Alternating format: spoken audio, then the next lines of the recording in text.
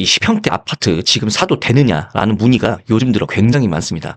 아무래도 아파트 가격 상승으로 비교적 저렴한 소형 평형 매수를 고민하시는 분들이 많으신 것 같은데요.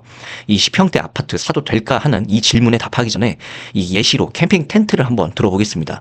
가족 4명이 캠핑을 간다고 생각해 봅시다. 예산에 맞춰서 2인용 텐트를 삽니다. 저렴하니까요. 그런데 막상 캠핑장에 가면 문제가 생깁니다. 온 가족이 그 안에 들어갈 수가 없습니다. 결국 텐트는 나중에 창고에 처박히고 다음 캠핑 땐 다시 또 돈을 들여서 더 큰 텐트를 사야 합니다.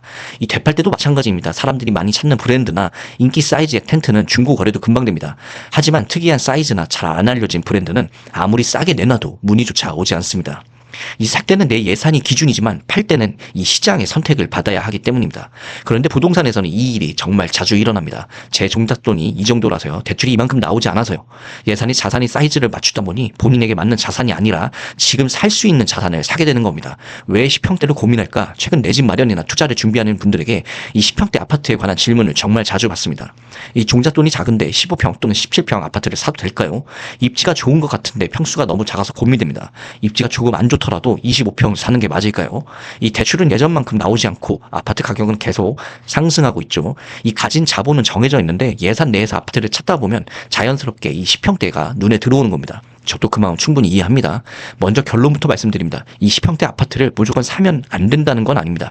하지만 소형 평형일수록 앞으로 더 좋은 자산으로 갈아타기 위해서 거쳐가는 징검다리 자산으로 보시는 게 맞습니다. 그럼 10평대 아파트를 볼 때 가장 중요한 3가지를 한번 정리해서 설명드립니다. 부동산 상승장에서는 이 소형 평형도 거래가 잘 됩니다. 가격이 빠르게 오를 때 매수자들이 조금이라도 저렴한 물건을 찾기 때문인데요. 이 실거래가에서도 간헐적으로 높은 가격이 찍히고 거북인 소형 평수도 충분히 잘 오르는 것처럼 보이죠. 하지만 시장의 분위기가 바뀌면 그 상황은 완전히 달라집니다. 상승장이 끝나거나 하락장이 시작되면 매수자는 이렇게 생각하기 시작합니다. 이 돈이면 좀 더 보태서 25평을 사는 게 낫지 않나? 17평을 굳이 사야 하나? 가격이 한 번씩 찍혔다는 것과 언제든 그 가격에 팔 수 있다는 것은 완전히 다른 이야기입니다. 이 거래 한두 건의 최고가보다 더 중요하게 봐야 할 건 3가지입니다. 이 상승장뿐만 아니라 조정장에서도 거래가 이어졌는지, 같은 가격대에서 매수자가 선택할 수 있는 대안이 얼마나 많은지, 이 팔고 싶을 때 실제로 받아줄 수요가 있는지, 이 소형 평형은 상승장에서 가격이 오를 수 있습니다. 하지만 거래량이 적다면 그 가격은 언제든 실현할 수 있는 가격이 아닐 수 있습니다. 반드시 황금성을 꼭 봐야 하는 이유입니다. 입지가 좋으면 작은 평수라도 괜찮지 않나요? 절반은 맞고 절반은 확인이 필요한 말입니다. 입지가 좋은 지역엔 아파트만 있는 게 아닙니다. 오피스텔이나 도시형 생활주택, 빌라처럼 1에서 2인 가구가 거주할 수 있는 이 상품도 함께 공급되는 경우가 많습니다. 이 소형 아파트의 주요 수요는 1인 가구, 신혼부부 또는 자녀가 없는 맞벌이 가구입니다. 그런데 같은 생활권에 더 신축인 오피스텔이나 더 저렴한 빌라가 있다면 어떨까요? 이 소형 아파트는 이 물건들과 계속 경쟁을 해야 합니다. 아파트라는 이유만으로 선택을 받는 게 아니라는 거죠. 특히 이 매매가 차이가 커지면 수요자는 다시 계산기를 두드립니다. 이 실거주만 할 거면 새 오피스텔이 낫지 않나? 조금 불편해도 저렴한 빌라가 낫지 않을까? 이렇게 대안이 많아질수록 이 소형 아파트의 입지 독점성은 낮아집니다. 반대로 아파트 중심의 생활권이 형성되어 있고 대체할 만한 주거 상품이 많지 않다면 그 이야기는 달라집니다. 잠실의 대규모 아파트 단지나 예를 들어 헬리오시티, 올림픽파크 포레온 등 입지가 좋으면서 희소한 지역의 소형 평형은 크기가 작아도 꾸준한 수요가 붙습니다. 이 업무지구 접근성과 학군, 교통, 그 지역만의 생활 환경, 인프라를 누리기 위해 그곳을 선택해야 하는 수요가 있기 때문인데요. 이 강남이라서 잠실이라서가 아닙니다. 핵심은 그 생활권 안에서 해당 아파트를 대체할 수 있는 상품이 있는지를 확인하는 겁니다. 이 소형 평형을 보고 계시다면 다음 중 최소 한 가지는 꼭 반드시 확인하시기 바랍니다. 그 지역에 들어오려는 수요가 충분한지, 동일한 가격대에 선택할 수 있는 이 대체 상품이 많지 않은지, 입지가 좋다는 것보다 중요한 건 입지의 독점성을 갖고 있느냐입니다. 경쟁 물건이 없어서 독점성이 높은 단지는 소형이어도 수요가 꾸준히 붙습니다. 이 소형 평형은 가격이 상대적으로 낮다 보니 매수를 고려하는 분들이 많습니다. 더 큰 평형을 원하지만 매수가 어려우니 작은 평형이라도 사야 하나 고민하시는 거죠. 여기서 짚어야 할 게 있습니다. 5구제곱, 8사제곱 같은 평형은 가족 단위 실수요가 꾸준히 붙습니다. 신혼부부가 자녀를 낳아도 계속 거주할 수 있고 이 3인, 4인 가구도 선택할 수 있으니까요. 반면 10평형은 거주할 수 있는 가구의 범위가 상대적으로 좁습니다.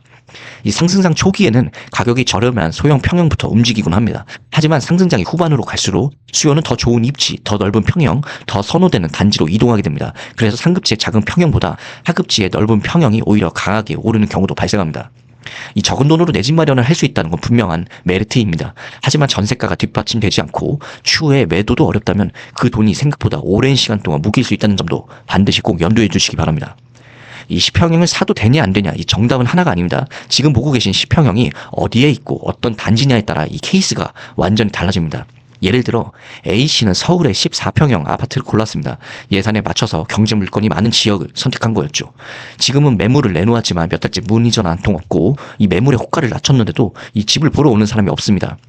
반면 B씨는 상대적으로 하급지이지만 경쟁 상품이 거의 없는 지역의 24평형을 매수했습니다. 매수 당시 가격이 올랐고 매물을 내놓자마자 보러 오는 사람도 많습니다. 이 같은 예산, 다른 선택, 완전히 다른 결과를 보입니다. 지금 10평대를 보고 계시다면 주변에 오피스텔이나 빌라가 많은지 이 대체 상품이 많을수록 입지 독점성이 낮아집니다. 이 지난 하락장 22년에서 23년 하락기에도 이 거래가 활발했는지 실거래가 그래프에서 거래량, 즉 황금성을 반드시 확인해 보시기 바랍니다. 대안이 없는 단지는 소형이어도 잘 팔립니다. 이 중자 또는 시드머니가 적으니까 작은 평형이라도 사야 한다는 마음 충분히 저도 이해합니다. 여긴 서울이고 입지가 좋으니까 나중에 잘 팔릴 거야 라고 생각하실 수도 있습니다. 하지만 이 독점성이 없고 대체할 수 있는 경쟁 물건이 많다면, 그리고 거래량도 원래 적었던 평형이라면 그 돈은 생각보다 오래 묵힐 수 있다는 점, 그리고 호가를 낮춰도 원하는 가격에 팔리지 않을 수 있다는 점을 꼭 명심하시기 바랍니다. 이 입지 독점성이 있는지 거래량 황금성이 좋은지 이 두 가지는 반드시 꼭 확인하시고 결정하시기 바랍니다. 지금 10평대 매수를 고민 중이시라면 앞선에서 설명드린 내용을 꼭 참고해 보시기 바랍니다. 늘 응원하겠습니다. 감사합니다. 지금까지 하와이 건물주였습니다.